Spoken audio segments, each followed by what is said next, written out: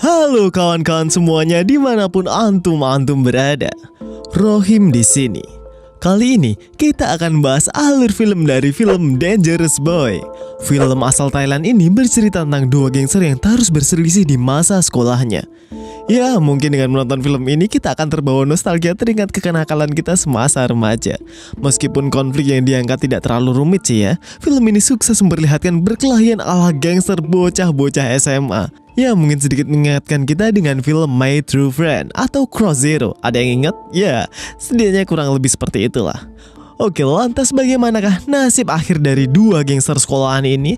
Daripada penasaran tanpa perlu berlama-lama lagi, mari kita simak saja dengan Bismillahirrohmanirrohim.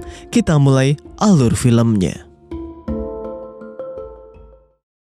Di awal film, nampak dua gangster yang terlihat sama-sama menyimpan dendam. Di sisi kiri, geng bercelana hitam dipimpin oleh pria botak bernama Ting. Sedangkan di sisi kanan, kita akan melihat geng dengan celana biru dipimpin oleh Pong yang terlihat datang terlambat. Sebelum tawuran siang itu dimulai, tak lupa Pong menggunakan jepitan rambut sebagai jimat keberuntungannya. Akhirnya, babak baku hantam pun dimulai. Di sini diketahui bahwa pertarungan dua gangster ini didasari pada kesalahpahaman di masa lalu yang membuat Pong kerap dibully oleh Ting saat SMP. Rasa dendam ini membuat Pong bersumpah akan membalas dendamnya saat itu dengan cara membentuk gangster di sekolahnya sendiri sehingga kini ia bisa berbalik arah melawan si Ting. Sayangnya, adu hantam kali itu diketahui oleh pihak sekolah masing-masing. Ting diperingatkan akan dikeluarkan dari sekolah jika melakukan hal yang sama. Sedangkan ibu Pong dipanggil ke sekolah dan diminta pihak sekolah mengawasi Pong lebih ketat supaya tidak menjelekkan nama sekolahnya. Sepulang sekolah, Pong yang sedang berboncengan dengan adiknya yang bernama Ping tiba-tiba sudah dihadang komplotan si Ting. Terlihat pula salah seorang dari geng Ting mau membawa adik perempuannya. Tapi sayangnya, tawuran malam itu gagal karena sejumlah islop datang mengadakan razia di sana. Alhasil, gangster itu langsung luntang-luntung melarikan diri. Namun, tanpa teman-temannya tahu, Pong sendiri memiliki hubungan spesial dengan adik mau yang bernama Lung, gadis semalam yang ada di geng Ting. Meskipun backstreet, Pong tetap berani menjemput Lung ke sekolahnya. Tapi sialnya, siang itu salah seorang anggota geng Ting memergokinya, sehingga ia langsung melaporkannya pada Ting. Alhasil, pria pelontos ini makin kesal pada si Pong. Rupanya, percintaan lintas geng ini bukan satu-satunya. Di samping itu, ada pula Out dari geng Pong yang berhubungan dengan Siri dari geng Ting.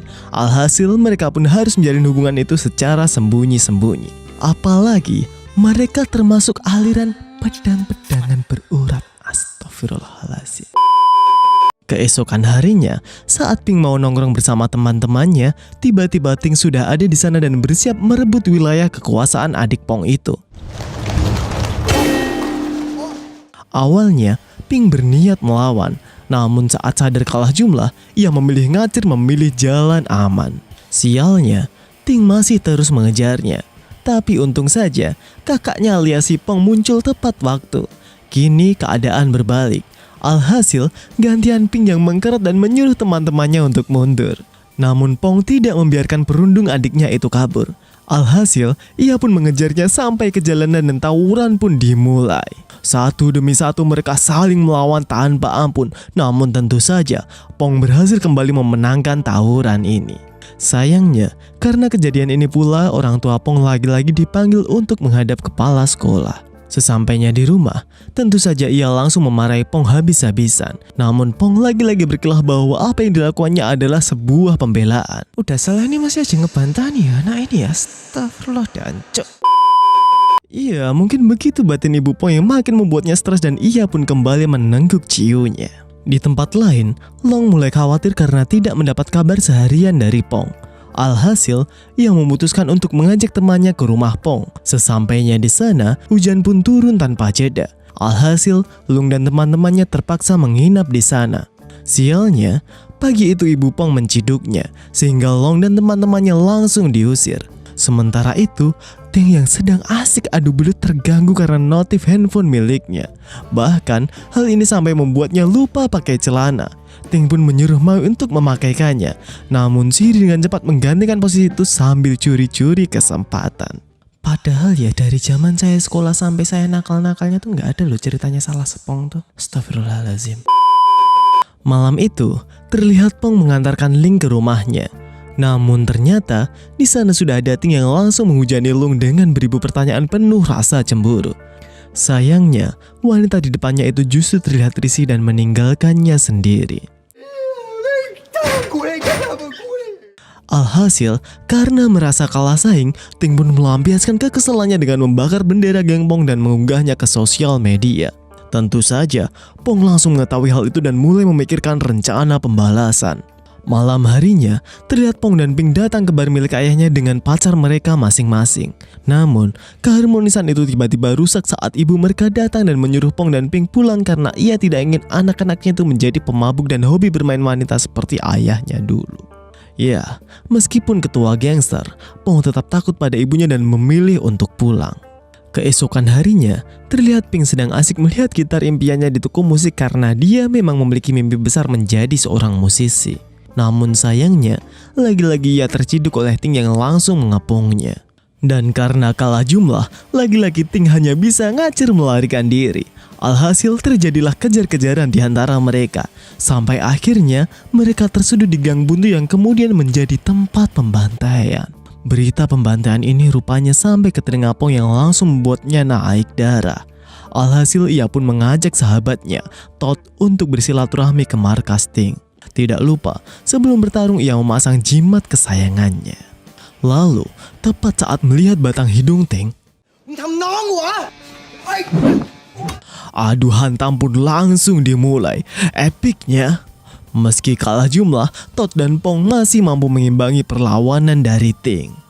Sampai akhirnya, anggota Ting yang lain mulai berdatangan, bahkan terlihat salah satu dari mereka membawa pisau dan langsung... Belum sempat menolong temannya, kepala Pong sudah dihantam menggunakan balok kayu hingga mengucurkan darah segar. Beruntungnya, tak berselang lama teman-teman Pong segera datang. Melihat jumlah mereka tidak sedikit, Ting dan gerombolannya pun memilih untuk mundur. Meski begitu, akhirnya mereka tetap saja berhasil tertangkap dan masuk ke sel remaja. Disinilah, baik Ting maupun Pong mulai merendungkan perbuatan mereka selama ini, terutama pengaruhnya ke masa depan. Untungnya, orang tua mereka dengan cepat datang, sehingga mereka dapat keluar dari sana. Tapi kecuali Pat, karena ia menjadi tersangka penusukan Todd. Setelah keluar dari penjara, Pong dan beberapa temannya mengunjungi Todd yang masih terkapar di ranjang rumah sakit dan semakin menyesali perbuatannya. Penyesalan Pong ini semakin bertambah ketika sampai di rumah ia melihat ibunya sudah terkapar tak berdaya. Karena tentu saja kebanyakan menengguk ciu saking stresnya. Mereka pun bergegas membawa ibu ke rumah sakit dan langsung minta maaf atas segala kesalahan mereka selama ini. Pong bahkan berjanji akan berubah demi masa depan mereka. Tidak jauh berbeda, Ting yang baru saja sampai di rumah pun langsung disambut ibunya dengan hangat. Hal ini membuat Ting semakin merasa bersalah karena terus membuat orang tuanya kesusahan dengan kelakuannya. Bagikan pembuktian bahwa doa ibu mujarab, pagi harinya Ping langsung mendapatkan nilai bagus di ujiannya yang juga membuatnya kegirangan begitu pula dengan gurunya. Sementara itu, Pong hanya bisa merenung karena terus terbayang-bayang pesan dari ibunya. Alhasil, ia pun berencana melanjutkan studi ke luar negeri untuk memulai hidup baru dan belajar hidup mandiri. Sebelum pergi, ia memberikan jepit rambut keberuntungannya kepada Todd untuk kenang-kenangan sekaligus sebagai tanda pengpensiunan dari kehidupan gangsternya. Setelah itu, Pong menghabiskan sisa malamnya bersama dengan Long berkeliling kota. Waktu pun cepat berlalu. Terlihat Pong sudah ada di bandara dan bersiap pergi ke luar negeri melanjutkan studinya. Namun tiba-tiba, terlihat Lung menyusulnya dan mereka pun berpelukan. Sementara itu, Ping dan teman-temannya terlihat akan menyiapkan panggung pertama mereka. Karena tanpa diduga, video ngeband iseng-isengnya itu telah menjadi viral. Namun sayangnya, euforia malam itu mulai pupus saat mereka melihat Ting dan gerombolannya ada di sana. Rupanya si pelontos satu ini belum kapok juga. Tanpa banyak Ia langsung mengejar Pink dan teman bandnya itu. Karena Pink ini tidak sejago kakaknya, maka ia hampir tumbang dihantam oleh Ting. Tapi untung saja Pong datang tepat waktu dan membela adiknya. Namun kali ini mereka memilih untuk 1 lawan 1. Hanya ada Pong melawan si Ting. Adu hantam pun langsung terjadi. Dengan ingatan-ingatan suram masa lalunya saat dibully, Pong berusaha melawan si Ting. Namun sayangnya, karena Pong sudah lama tidak memakai ototnya, ia pun terlihat kelimpungan dan mulai menggelepar tak berdaya. Selanjutnya, terlihat Todd melemparkan jimat kesayangan Pong kepadanya.